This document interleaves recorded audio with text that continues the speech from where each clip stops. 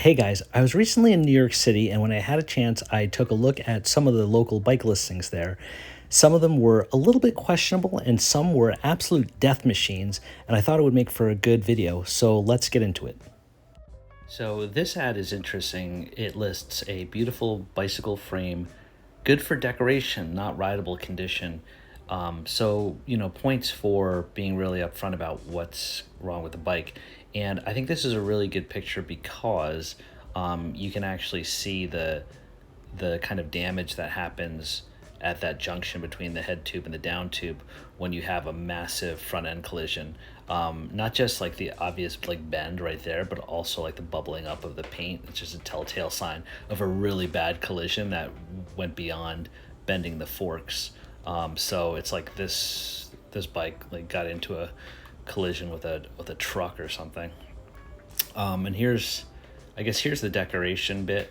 I don't I don't really know. I don't really think that bikes should be used as wall decoration, and especially some busted up bike that you got on Facebook Marketplace. Um, there's the Mack truck, probably seconds before this thing collided into it. It's a shame. I mean, obviously they really love this bike. They've got a nice basket on there. They've got this huge lock. Probably had a lot of sentimental value. Oh wow, look at that. Check out this back.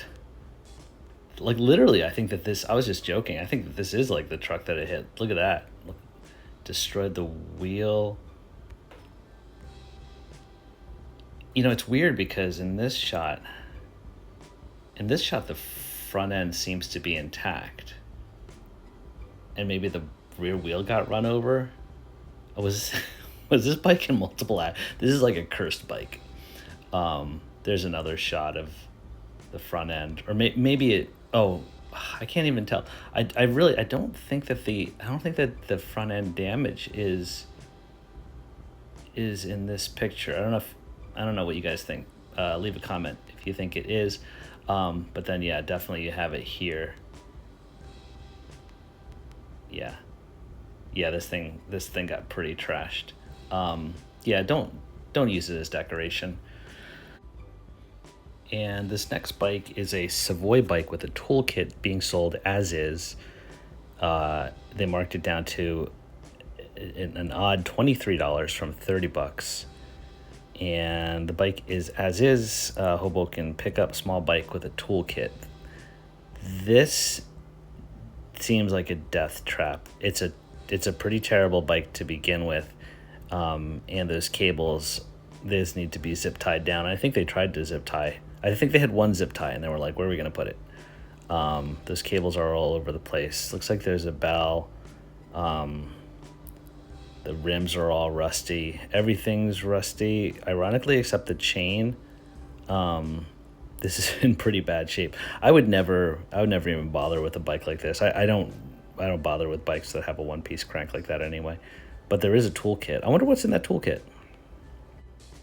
And then we have a GT Palomar lightweight steel mountain bike with like new speed tires. This one unlocked the Speed Force. I need someone out there to help me understand what exactly is going on with this seat post here. I don't think I've ever seen a seat post like that. It almost just seems like there's like this weird socket wrench or something that was just like stuck into the seat post. But maybe somebody can tell me. This decal's awesome. 100% high ten steel. I love how they GT just wanted to go all in. Like they're like, we're not cutting corners. This is all high ten steel. And let's take a look at the ad copy. Old GT Palomar mountain bike, frame and components in good condition. It's arguable. Tires are like new. Has been outside in rain, so it does have some rust, but needs a nice tune-up. It has some rust, but it needs a nice tune-up. And it needs a nice tune-up. And home. It needs a nice tune-up and home. And is very rideable. No seat included. $25. Cash and carry. Can meet in Queens. What does cash and carry mean? You give them cash and then you can carry it away? I mean, isn't that just part of the unspoken agreement of commerce? Leave a comment if that actually has a special meaning that I'm not aware of. But yeah, someone tell me what's going on with that seat post. So here's a race bike. It's an old Schwinn road bike. This is a good example of a bike that's been in a front end collision, and you can see that the forks are bent back. Like at the very least, those fork arms should run parallel with the head tube, and sometimes they splay forward, and sometimes they go straight down, like in a track bike. But they should never go back the way this is. So this person crashed into a wall or a telephone pole or the back of a taxi cab, or they got doored. If you're not familiar with that term, that's when you're riding along parked cars and somebody opens their door, and you wake up 3 days later eating food out of a tube. This bike is pretty rough. I don't know if I would get this. It's $50. Like, you definitely you need to get a new fork, but for $50, probably it's just worth finding a different bike. It looks an antique bike, but everything is in there. It needs to be fixed for sure. Everything is in there. In where? It needs to be fixed for sure. Yeah, it definitely needs to be fixed for sure. Pretty ambitious asking for $50 for an antique that needs to be fixed. But at least everything's in there. Sometimes I have trouble telling if a bike has a bent fork or if it's been in a front end collision. And this is one of those. I mean, I guess maybe not, but there's a part of me that's like, I think that fork is bent backwards. And one of the clues for me is how close the tire is to the down tube. And, if you're riding it, if you have toe overlap, which is like when your foot is in the most forward position of the pedal stroke and you're making like a tight turn, does your toe hit the tire? And I wouldn't be surprised if it did. That looks really close. But then the other thing is, like, it looks really close in the back also. So I don't know if they just have like wide tires on there or something. But this is one of those bikes where I would pay close attention. So the description here says Cycles Gatane road bike by Chris Gatane, size 57 cm, 10-speed light bicycle ready. Cycle Gatane. I've had a lot of these. I think that's how you pronounce it. I have had Gatanes in the past. I've never had one that says Cycle Gatane, but I assume it's the same brand. Lug steel bike. It looks like a pretty good bike. I would just have to check out that fork. Of all of these death machines, I think that I would have to declare this one the winner. I mean, it starts with this video. Facebook recommends you do a video for your bike ads, but I don't know if this is what they recommend. To me, it's kind of like an avant-garde video, or one of those really early films when film was first created and people were taking movies of horses running and stuff. But things look generally okay here, but when you look a little bit closer, you start to see some dubious stuff. Like this fork, it seems like it's been crushed, and yeah, there's rust there, but that's rust because the fork blade itself looks like it's been crushed or crashed. And then when you look closer at the the extended down tube, because this is a mixed, that looks like it's been bent as well. So doing some mental bike forensics, I can only imagine that like it must have gotten hit from the left side by a car or something that bent that front fork in, as well as that rear down tube, which is a shame. I really like these bikes. I'm a big fan of these mixed bikes, and Miatas make some really nice ones. You don't often find them in like a big size, but this is a relatively bigger size, and they're fun to look at. Back when I was in New York and I'd flip a ton of bikes, I'd come across a lot of these, and these were always really interesting because the people who bought these were almost always people in like the creative industry. So like architects, graphic designers, artists, people like that. And I think they just appreciated the kind of like elegant line of those down tubes going all the way from the head tube to the rear dropouts. they're really fun to look at, and I've had a few really nice ones in the past. Actually, there was one Miata that I got, and I actually had it sandblasted and powder coated black, and it came out really beautifully.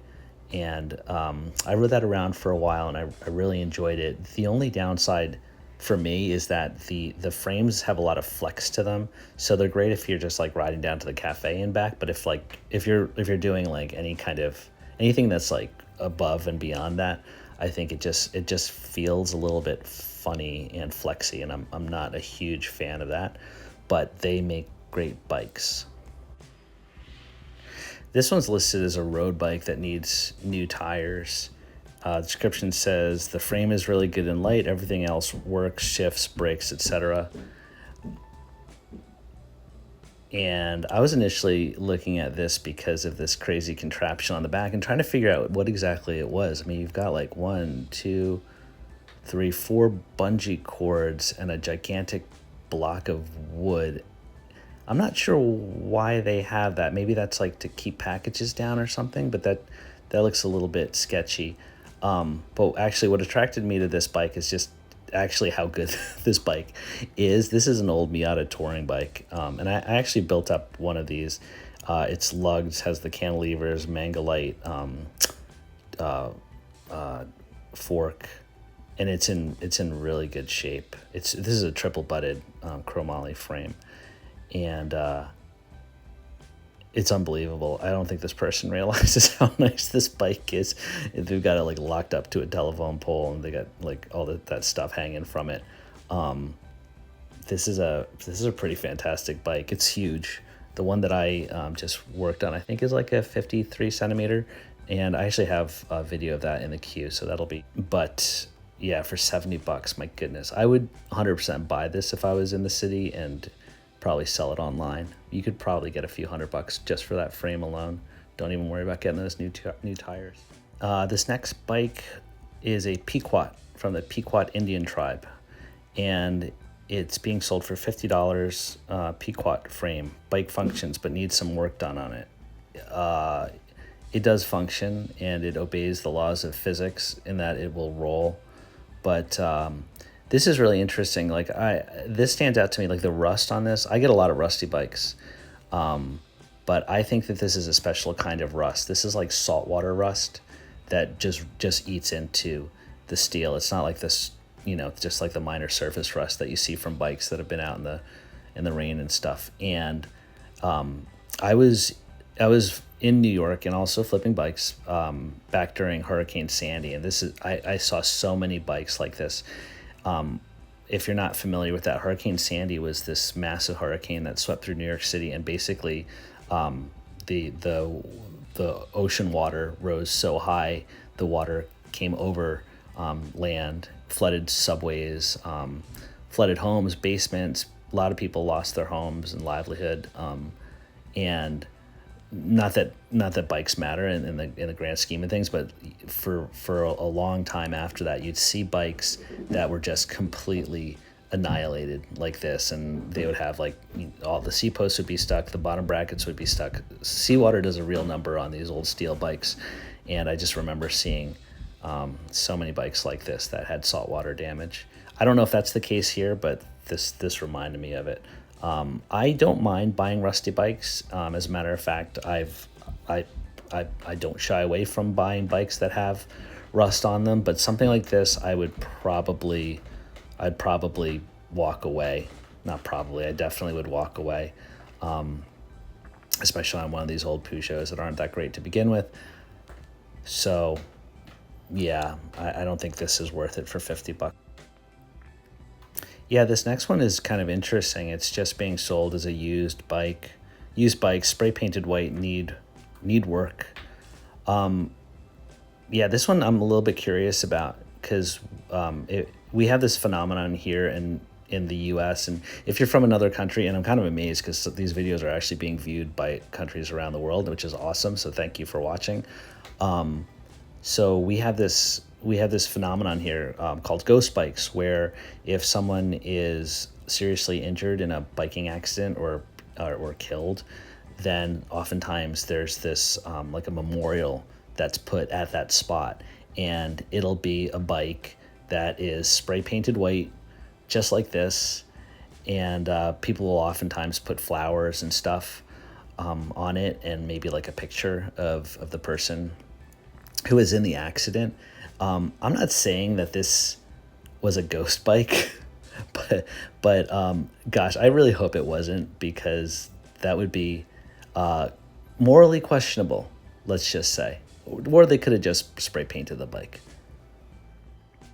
Yeah, I just want to be clear and say that I'm not saying that this is the case for this particular bike, but when I was in New York, I would always avoid buying a bike that's been like painted over like this, because it could be stolen, and that was the way that they were sort of concealing the fact that it was somebody's bike. I'm not saying that this is the case here, but this is a pretty thorough paint job.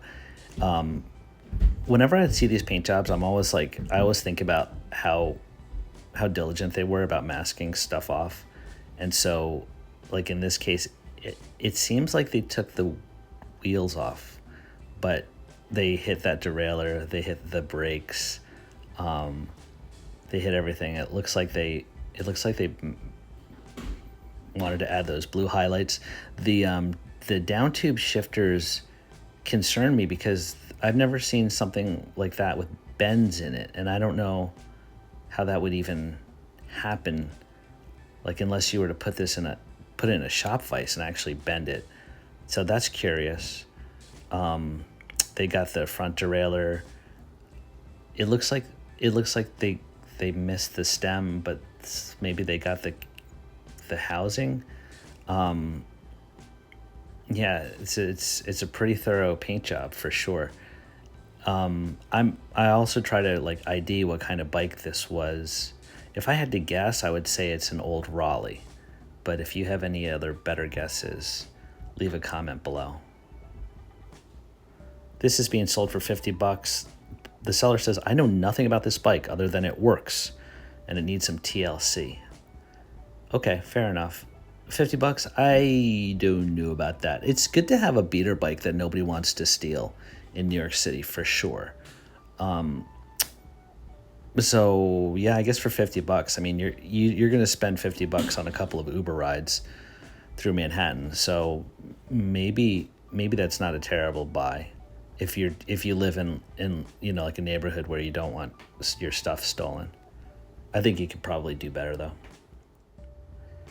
Here we have a Savoy 12-speed bike. I appreciate how they hyphenated 12-speed as a compound adjective. $50, needs new tires and brakes. All right, let's take a look at this. I think the thing that's kind of interesting about this is it's obviously a vintage road bike, but then they put this flip-flop hub on it. So that's like, one side is typically like a fixed cog, and then the other one they put a single speed freewheel on it. It needs new brakes. Probably it's not braking that well because those brake pads don't seem aligned with the rim, and their center pull brakes, which are terrible. We have cotter cranks.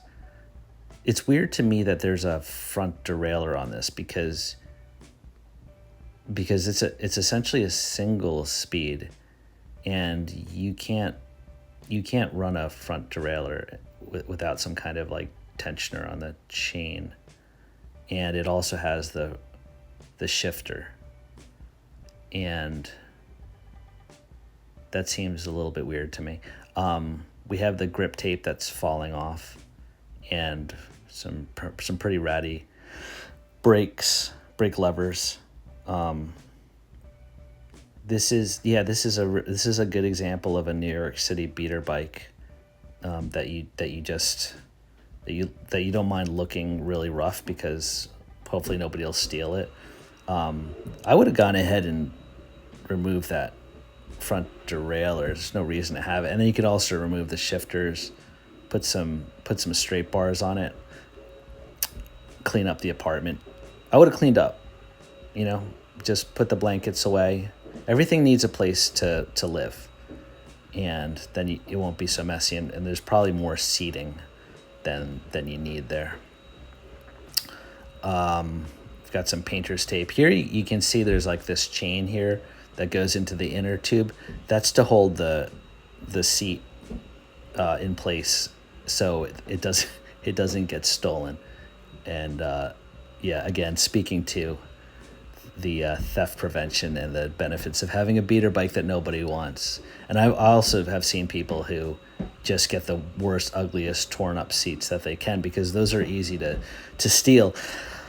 Back when I was working in Tribeca, we had a bike room, and yeah, little things would go missing, like stupid things, like the quick release on the seat post. Lights, bike lights would always go missing. Obviously, if you had a seat, that was gonna go missing. Any kind of quick release was bad, and it was just a matter of, not having anything that was like easily pulled off and always taking it with you, and then hopefully having like the ugliest bike in the bike storage room. And this would probably win on a lot of those areas. Good beater bike. How much is this? $50. Yeah, again, I mean, $50, that's a couple Uber rides across town. I would, yeah, I would probably get this bike and just do like a couple of minor things just to make it a little less uncomfortable of a ride, but it's a decent beater bike. Okay, and then here we have a retro road bike, 27-inch, selling for $40. For sale is a pretty beat up retro road bike with 27-inch wheels. It doesn't run as is. This was an amazing bike, but was neglected after the rear derailleur broke. Spelled correctly, good job. The frame is suitable. The brakes are like new, and the wheels hold air. One spoke on the rear wheel is broken, and the rear derailleur assembly is completely broken. It will need new bar wrap as well. Weird how they misspelled derailleur. Sorry, they misspelled wrap, but they got derailleur right. It needs work, but it would be a shame to throw this bike away. Let me know if you're interested. Price is very negotiable. Basically, they're like one step away from chucking this in the dump. Okay, what do you have? This is Marukuni. Maracun. This is a Maracun, old Japanese steel bike. I like these old Japanese steel bikes that don't have the brazed on cable guides, because when you take those cables off, if you want to do like a single speed, it's really clean. This has a kind of a cool center pole brake, steel rims, and there's the derailleur that got destroyed. The seat is destroyed. Yeah, the wrap and all that foam is just disintegrating. What does this sign say? Trust in the Lord with all your heart. Okay, so yeah, pretty rough. Nice lugged steel bike though. Probably I would imagine this is just high 10 just based on the quality of the components. The yeah, so this rear dropout worries me a little bit, because it looks like it's been opened up and pushed back. Like it's called a horizontal dropout for a reason. That's not even close to horizontal. That's like at a 45-degree angle. And I don't know, maybe that's the way that these are designed, but I would guess that this just took a massive, this was dropped, or it was like they tried to jump a curb or something, and things split off. Yeah, that's pretty bad damage, and then everything else is pretty rusty. Here's another shot. Those handlebars are pretty rough. You see this a lot. Those foam grips, those all go after a while, and then people just grab some electrical tape. I can't tell you how often I've seen this over the years. People just don't like to buy bar tape. I don't understand.